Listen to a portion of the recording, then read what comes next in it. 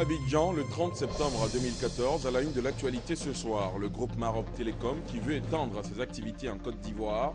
Le président du directoire de l'entreprise marocaine a été reçu aujourd'hui par le président de la République dans la ligne de mire les perspectives du groupe sur le sol ivoirien. La Banque mondiale vient d'octroyer 1,9 milliard de francs CFA à la Côte d'Ivoire, une somme qui devrait servir à lutter contre le changement climatique, surtout que 16 millions d'hectares la Côte d'Ivoire avait 16 millions d'hectares en 1960. La forêt ivoirienne est passée actuellement à près de 2,5 millions d'hectares. Et le lancement aujourd'hui de la 8e édition de la foire aux moutons, ce mardi à l'abattoir de Port-Boué, une initiative du district d'Abidjan à 72 heures de la Tabaski. Le parc à bétail a été suffisamment approvisionné, rassurent les organisateurs et acteurs de la filière, vous les entendrez dans ce journal. À l'étranger, de nouvelles frappes aériennes menées par des appareils de la coalition contre le groupe État islamique ont touché plusieurs cibles en Irak et en Syrie. Ces raids aériens menés par des avions américains mais aussi par plusieurs pays arabes ont frappé 7 cibles en Syrie. En Irak, 3 raids ont été menés au sud-ouest d'Erbil. Voilà pour le sommaire. Bonsoir à tous et bienvenue dans la grande édition. Tout d'abord, ce soir, le groupe Maroc Télécom qui veut étendre ses activités en Côte d'Ivoire. Le président du directoire de l'entreprise marocaine a été reçu aujourd'hui par le président de la République dans la ligne de mire les perspectives du groupe sur le sol ivoirien, les précisions de Viviane Haïm. L'espace des télécommunications en Côte d'Ivoire va voir l'arrivée bientôt d'un nouvel opérateur, en l'occurrence Maroc Télécom. Le président du directoire de la Société marocaine de télécommunications, Abdesalam Aïzoun, a été reçu ce mardi au palais présidentiel par le président de la République, Alassane Ouattara. Le nouvel opérateur va exercer dans les domaines de la téléphonie fixe et de la téléphonie mobile. Je suis venu ici demander les hautes directives et orientations éclairées de son Excellence le Président de la République pour investir dans les nouvelles technologies de l'information. Le cadre aujourd'hui est incitatif, le cadre est favorable et favorise les investissements. Maroc Télécom privilégie d'abord l'investissement dans les nouvelles technologies. Nous avons une démarche globale qui consiste à offrir ces services à tous. C'est une véritable démocratisation des technologies de l'information à chaque fois que nous nous sommes installés dans un pays. Nous ne négligeons aucun service. Le mobile, le fixe et notamment l'Internet qui est aujourd'hui l'outil essentiel de communication des entreprises, des citoyens, des étudiants, des chercheurs, des enseignants.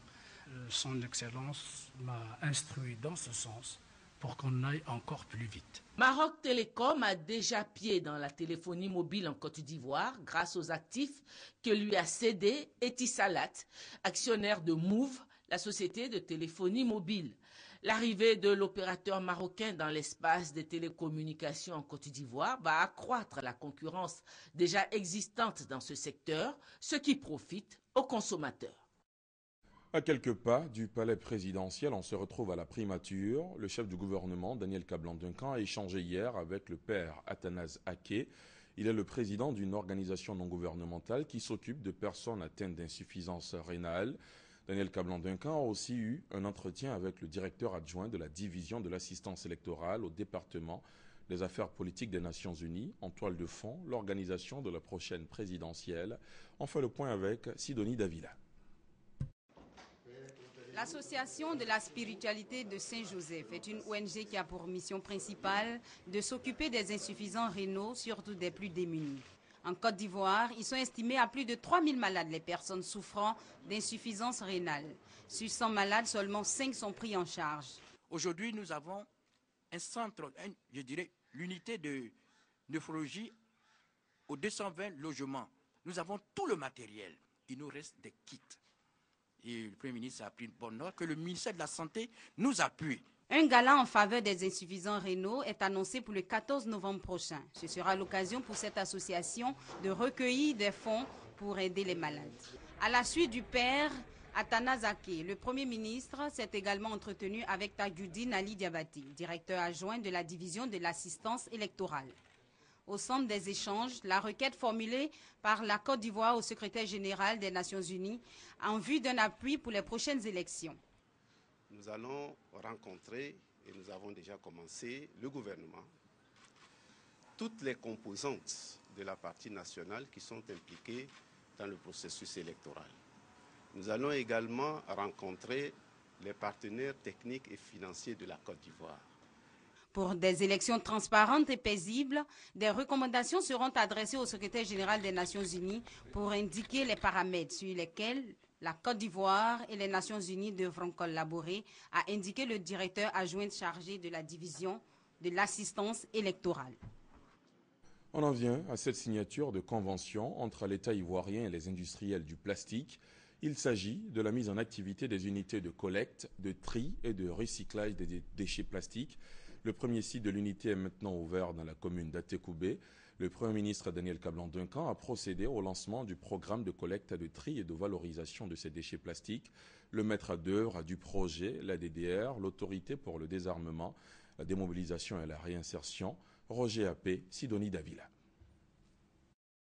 Le tout premier site de collecte et de valorisation des déchets plastiques est situé dans la commune d'Atekoubé. Il a été créé par l'État de Côte d'Ivoire qui veut faire disparaître tous les désagréments causés par les déchets plastiques et offrir ainsi un cadre de vie sain aux populations. Il s'agit de faire en sorte que toutes les populations, notamment les jeunes et les femmes, puissent, dans cette activité de collecte, d'achat et de revente des déchets plastiques, s'impliquer et faire en sorte que d'ici quelques mois, tous ces désagréments visuels que nous avons par rapport donc à ces déchets plastiques-là, que tous ces désagréments disparaissent. La gestion du centre est l'affaire de l'autorité pour le désarmement, la démobilisation et la réinsertion. La DDR s'appuie sur les ex-combattants pour mener à bien cette action. Pour contribuer à la résolution des problèmes de pollution liés à la présence d'énormes quantités de déchets plastiques dans les rues de Côte d'Ivoire, la DDR a initié ce programme qui a démarré dans sa phase pilote avec la formation d'ex-combattants venant de toutes les régions de Côte d'Ivoire.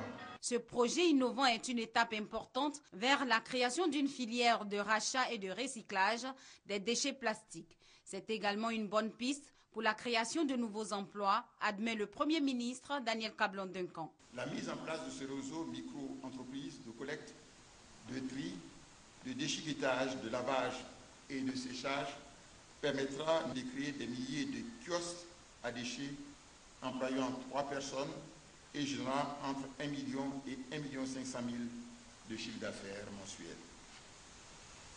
Une unité de valorisation employant 42 personnes pourra générer entre 7 et 10 millions de francs CFA par mois de chiffre d'affaires. Au total, sur une période de 2 ans, ce projet pourra permettre de créer 10 000 emplois nouveaux pour un chiffre d'affaires chiffré autour de 17 milliards de francs CFA. Avec le soutien des partenaires techniques et financiers que sont l'ONUCI, la BAD, l'Union européenne et l'Agence de coopération internationale allemande pour le développement GIZ, l'État compte étendre la couverture géographique du programme de collecte, de tri et de valorisation des déchets plastiques. J'ajoute en bref que le Premier ministre, ministre de l'économie, des finances et du budget, Daniel Kablan-Duncan, vient d'être honoré. Le journal des marchés émergents de la Banque mondiale lui a décerné le prix du meilleur ministre des Finances de l'Afrique subsaharienne. Un prix justement qui devrait réjouir cette proche collaboratrice du Premier ministre, la ministre chargée de l'économie et des finances, Kaba Nialé, notre invitée ce soir. Bonsoir Madame le ministre. Bonsoir. Vous avez un message relatif au retrait de l'agrément et à la mise en liquidation d'une banque. Alors, effectivement, je vous remercie. Je voudrais donner lecture donc d'un communiqué du gouvernement. Allez-y. Il a été donné au gouvernement de constater que le déficit structurel enregistré par la Banque pour le financement de l'agriculture, en abrégé BFA, se creuse d'année en année et constitue à ce titre une menace certaine, non seulement pour ses clients, mais également pour l'ensemble du système bancaire. Face à ce risque systémique et pour préserver l'équilibre du secteur bancaire, la commission bancaire a procédé, au cours de sa session du 29 septembre 2014, au retrait pur et simple de l'agrément de cette banque et à sa mise en liquidation à compter de ce jour.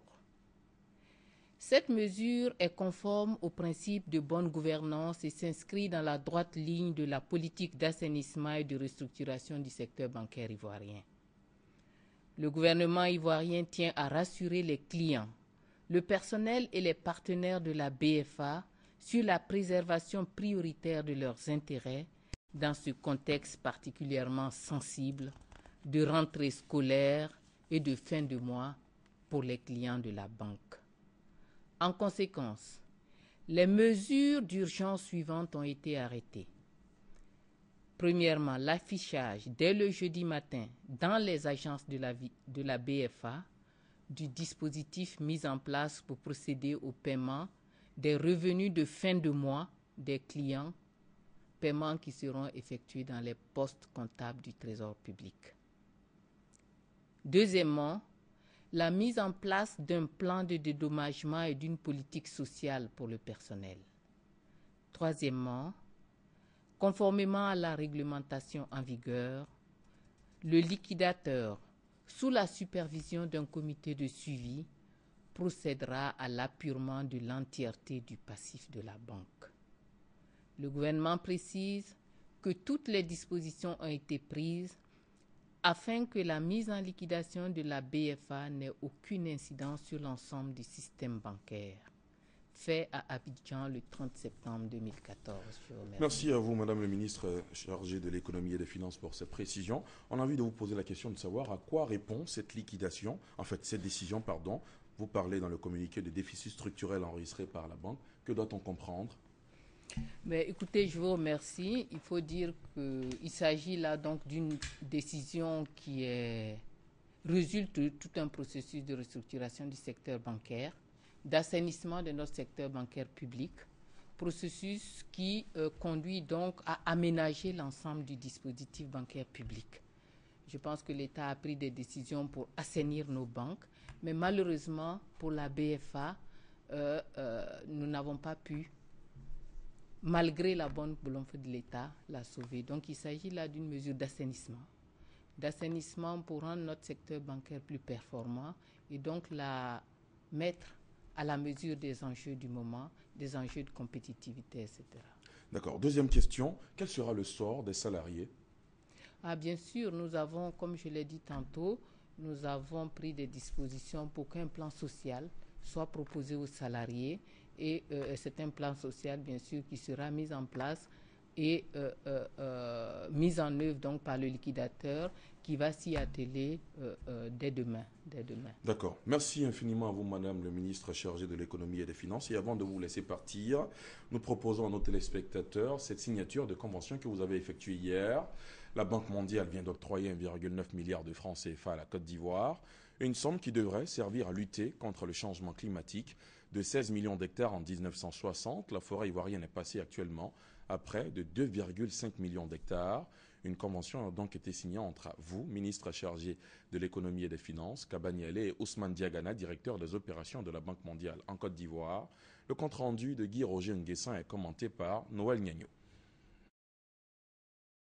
La feuille de route soumise au Fonds de partenariat pour le carbone forestier en 2013, préparant la Côte d'Ivoire à intégrer le mécanisme international de réduction des émissions de gaz à effet de serre issus de la déforestation et de la dégradation des forêts sur la période 2014-2017 a abouti. La preuve, la signature de cet accord de don d'un montant de 1,9 milliard de francs CFA entre le groupe de la Banque mondiale et le gouvernement ivoirien. Si la Côte d'Ivoire a pu intégrer le Fonds de partenariat pour le carbone forestier, c'est grâce au remarquable travail mené par les équipes du ministère de l'Environnement, de la salubrité urbaine et du développement durable. La Côte d'Ivoire fait donc désormais partie des 47 pays retenus. Le ministre en charge de l'économie et des finances a salué cet appui financier qui va donner un coup d'accélérateur au programme national de changement climatique. Cet important don financier nous permettra de contribuer à l'effort national de lutte contre le changement climatique. Bénéficiaire de ce don, le ministre de l'Environnement, de la salubrité urbaine et du développement durable entend poursuivre les actions déjà entamées avec cet appui. Les premières actions que nous avons mises en place, ce sont des mécanismes de concertation avec le secteur agricole, mais également aussi le secteur privé, de telle sorte que nous puissions aboutir à de nouvelles pratiques culturelles qui nous permettent d'aller vers une agriculture durable, qui, elle, est économe en forêt. La signature de cet accord entre le groupe de la Banque mondiale et la Côte d'Ivoire intervient moins d'une semaine après l'adresse du président Alassane Ouattara devant la tribune des Nations Unies sur les dangers du changement climatique en Côte d'Ivoire. Et cet accord entre l'entreprise EDF Électricité de France et un groupe agro-industriel ivoirien, accord qui concerne une révolution technologique, la construction de la première centrale électrique dans le monde, exclusivement alimentée par des résidus de palmier à huile. La puissance indiquée sera de 46 MW. Elle sera installée dans la région d'Aboisseau et permettra de créer 800 emplois directs dans le secteur du palmier à huile. L'accord de partenariat a été signé à Paris. Les présentations d'Adama Kone. De la valeur ajoutée pour le palmier à huile. Désormais, l'écorce et les feuilles serviront à la production d'électricité. Le projet de centrale électrique à biomasse prendra forme dans la région d'Aboisseau, mais c'est à Paris que vient d'être signé l'acte de naissance, à travers un protocole d'accord entre Électricité de France, EDF, et un groupe agro-industriel africain installé en Côte d'Ivoire. Le projet est baptisé Biokala. Ce projet va répondre au cadre ivoirien sur plusieurs aspects. Le premier, c'est la production d'énergie. Le second, c'est une décentralisation de l'énergie en milieu rural et donc une création d'emplois en milieu rural. Et le troisième volet, c'est une capacité de pouvoir répondre à une différenciation d'origine des sources, car comme vous le devez le savoir, la Côte d'Ivoire est beaucoup liée au thermique et au gaz. Donc la biomasse est l'avenir de l'énergie ivoirienne. Sur le tableau technique du projet, le premier dans le monde, exclusivement basé sur les résidus de palmier à huile, l'on note 46 MW de puissance sur les 1632 qu'enregistre la Côte d'Ivoire, 400 000 tonnes de résidus à recycler annuellement et 800 emplois directs en vue. Montant de l'investissement environ 65 500 millions de francs CFA. Le projet Biokala a été enregistré à la Convention cadre des Nations Unies sur les changements climatiques, avec quelques 160 000 tonnes de crédit carbone par an. Le ministre chargé de la Défense a eu une séance de travail avec les attachés de défense accrédités en Côte d'Ivoire. Au cœur des échanges, les questions d'intérêt commun entre la Côte d'Ivoire et les pays avec lesquels le pays a signé des accords de coopération militaire. Abou Sanogo. C'est une tradition pour le ministère en charge de la Défense. Paul Kofi Kofi et les attachés de défense accrédités en Côte d'Ivoire échangent sur des questions sécuritaires et d'intérêt commun. La rencontre de cette année a eu lieu au cabinet du ministre chargé de la Défense. Au terme des échanges, Paul Kofi Kofi a indiqué que la situation sécuritaire du pays s'est fortement améliorée. Nous avons passé en revue tous les indices qui permettent de mesurer le niveau sécuritaire, dont le braquage de véhicules, le coupage de route, les attaques à main armée, les tentatives d'atteinte à la sûreté, les incursions, les accidents de la circulation, bref, une série de variables que nous suivons régulièrement avec les services, la police, la gendarmerie et les forces républicaines de Côte d'Ivoire. Et le suivi de ces indicateurs nous donne qu'aujourd'hui, nous sommes à 1,18. 1,18 comme indice de sécurité, ce qui démontre une amélioration régulière de la situation. Le colonel Alioune Ndoye, président de l'association des attachés de défense accrédités en Côte d'Ivoire, s'est réjoui de la mise en place de ce cadre d'échange qui regroupe une vingtaine de pays. Il s'est également réjoui des accords de défense qui lient la Côte d'Ivoire à certains pays. Il ne faut pas chercher à en rajouter. Moi, je suis là depuis le 2 juin 2010. Et je peux vous dire qu'entre le 2 juin 2010 et la date d'aujourd'hui, vraiment, comme on dit, il n'y a pas photo. Vraiment. Sur le plan sécuritaire, j'entends. Au cours de cette rencontre, de nouveaux attachés de défense des représentations diplomatiques en Côte d'Ivoire ont été présentés. L'audience de confirmation des charges de Charles Blé Goudé se poursuit à la Cour pénale internationale à La Haye. Face au juge aujourd'hui au deuxième jour d'audience, la procureure Fatou Bensouda a tenté de convaincre que l'ex-leader des Jeunes Patriotes a joué un rôle clé dans les violences qui ont suivi les élections de 2010, d'où la nécessité d'un procès à son encontre. Décryptage avec Sylvie Touré et Salimatou Dia. Sur la base des éléments de preuve à sa disposition, l'accusation affirme qu'après les élections présidentielles de 2010, M. Blé Goudé a eu recours à la violence contre des civils afin de maintenir M. Gbagbo au pouvoir. M. Blé Goudé fait ainsi partie des individus qui portent la responsabilité des violences et des crimes commis pendant les mois qui ont suivi les élections. Pas de doute pour Fatou Bensouda. Charles Blé Goudé est responsable de certains crimes contre l'humanité commis lors de la crise post-électorale. Des crimes commandités par l'ex-général de la rue pour empêcher le respect du verdict des urnes, selon la procureure de la CPI. En l'espace de seulement quelques jours, la Côte d'Ivoire est passée d'un pays où des citoyens ordinaires et respectueux de loi se présentaient massivement aux urnes pour élire leur président, à un théâtre de violence extrême qui a plongé une nouvelle fois le pays dans le chaos et a divisé les citoyens. Selon l'accusation, il ne s'agit pas d'un procès politique, il est plutôt question de rendre justice aux victimes. Si nous sommes présents ici aujourd'hui, c'est parce que des atrocités ont été commises en grande échelle contre la population ivoirienne après les élections. Nous sommes ici pour envoyer un message fort à ceux qui envisagent ou tentent d'accéder au pouvoir ou de s'y maintenir en ayant recours à la violence et à la brutalité. Ils devront dorénavant répondre à leurs actes. L'audience de confirmation des charges se poursuit jusqu'à jeudi.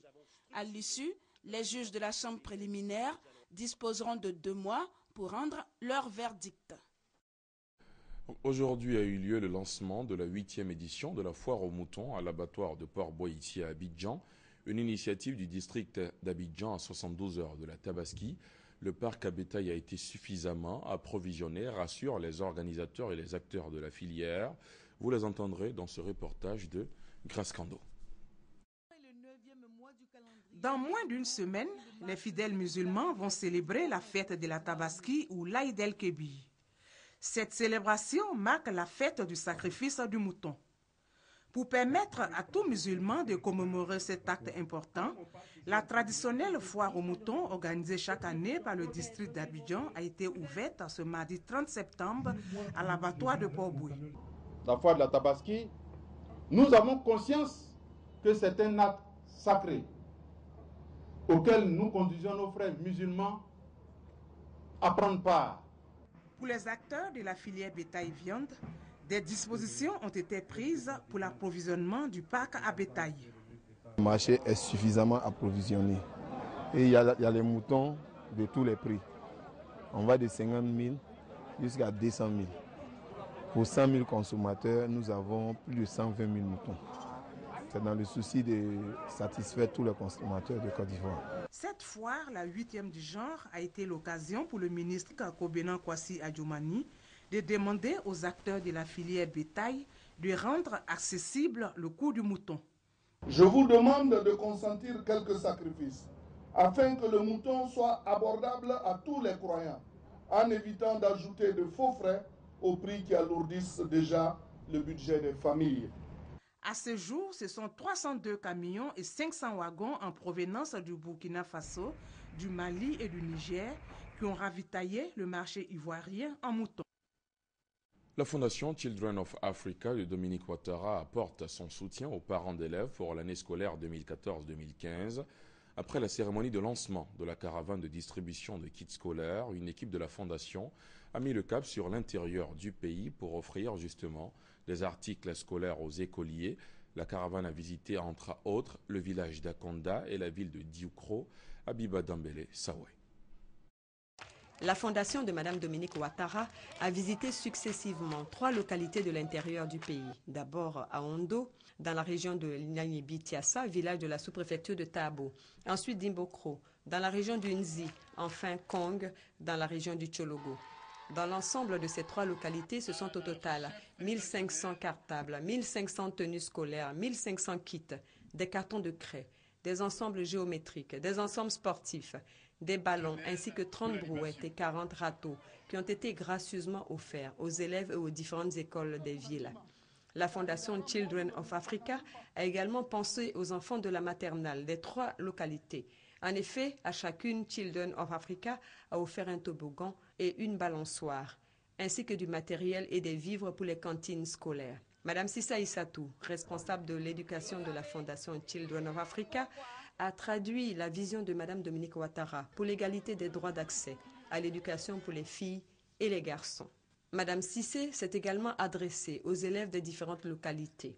À chaque rentrée scolaire, Mme Dominique Ouattara, la présidente de la Fondation, accompagne le ministère de l'Éducation nationale en remettant des kits scolaires, des tenues scolaires et des cartables aux enfants de la Côte d'Ivoire. Maman Dominique me charge de vous dire qu'elle vous a donné tous ces cartables et ces tenues pour vous permettre de bien travailler à l'école. Elle vous demande de bien travailler pour pouvoir vous construire un bel avenir.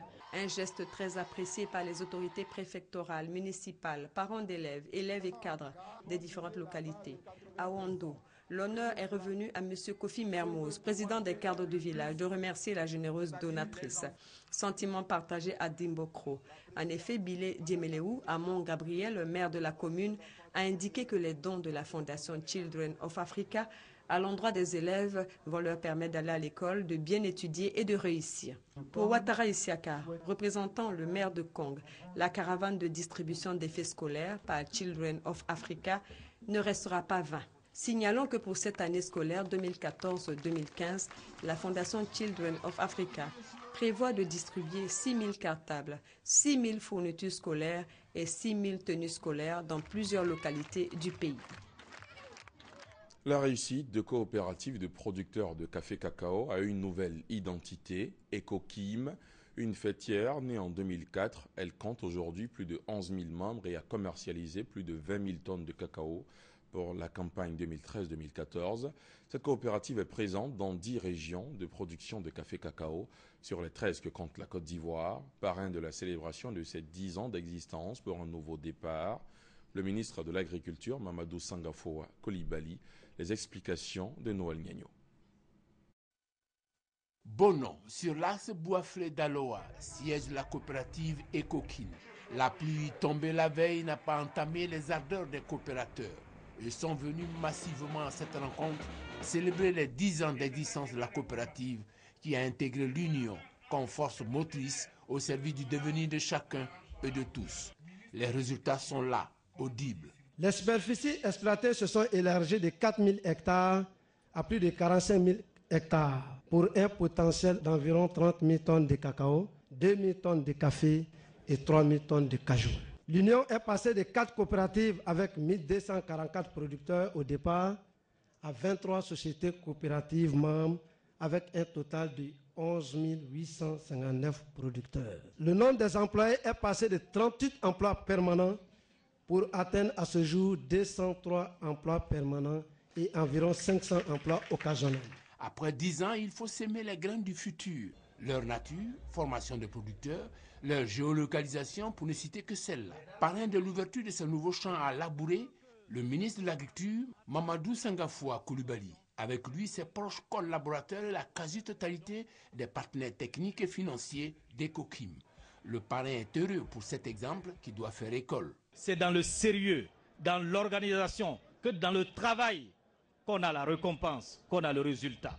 Pendant que certaines coopératives attendent du gouvernement des subventions, certaines appellent le gouvernement pour faire des dons au gouvernement. Il a saisi cette occasion pour interpeller les banquiers. Ils sont nombreux, les femmes et les hommes qui ont de l'imagination, qui ont de la volonté et qui veulent faire quelque chose dans l'agriculture, dans les services, dans la transformation, dans le transport, mais hélas, qui manquent de financement. Donc il faut songer, il faut que le système financier ivoirien s'adapte à notre économie. Pour l'heure, la société ivoirienne de banque a financé 30 camions de 10 tonnes pour la collecte des produits Borchamp et 5 véhicules de liaison. Le maire de Bonon a souligné cet acte de portée stratégique. Désormais, on saura le poids réel de Bonon dans la production nationale. Les coopérateurs, eux, ont reçu du conseil Café Cacao 30 millions d'intrants. Leurs enfants, des kits scolaires. Sur le tableau des réalisations socio-économiques d'Ecokim, on note 2 écoles de 3 classes offertes, l'une à Blesco dans la sous-préfecture de Bonon, l'autre à Petit Boaké dans la région de Dieucoué. Les meilleurs producteurs au nombre de 8 ont reçu des dons pour produire davantage. Et les coopératives de base ont reçu chacune les clés d'un camion avec l'engagement d'une saine utilisation de ces biens communs. À l'étranger, de nouvelles frappes aériennes menées par des appareils de la coalition contre le groupe État islamique ont touché plusieurs cibles en Irak et en Syrie. Ces raids aériens menés par des avions américains, mais aussi par plusieurs pays arabes, ont frappé 7 cibles en Syrie. En Irak, 3 raids ont été menés au sud-ouest d'Erbil.